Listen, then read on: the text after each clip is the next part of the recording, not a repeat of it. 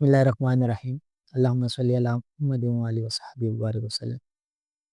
15 شعبان المعظم جسے شب برات بھی کہا جاتا ہے، اس کے بہت زیادہ فضائل بیان کیے گئے ہیں، کیونکہ یہ رات عبادت کی رات ہے اور اس رات خالصتاً اللہ کی عبادت کرنی چاہیے۔ اور اس حوالے سے علامہ احمد ساوی حاشیہ ساوی علی الجلالین میں فرماتے ہیں کہ جو شخص اس رات 100 رکعت نماز نوافل ادا کرے گا، اللہ پاک اس کے لیے 100 فرشتے مقرر فرما دیتا ہے۔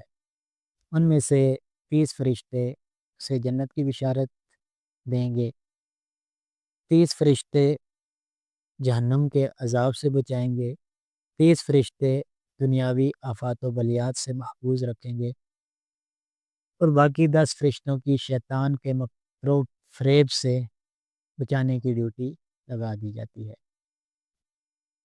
اس کے علاوہ علامہ ضیاء الدین دیرینی فرماتے ہیں، انہی 100 رکعت نماز نوافل کے حوالے سے بتاتے ہیں کہ ہر رکعت میں جو شخص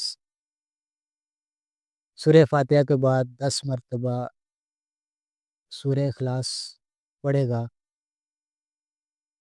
اس کے لیے اللہ پاک کی طرف سے 70 مرتبہ نگاہ کرم کی جاتی ہے اور 70 حاجتیں پوری کی جاتی ہیں، اور ان میں سے ایک حاجت یہ ہے کہ اس شخص کی مغفرت کر دی جاتی ہے۔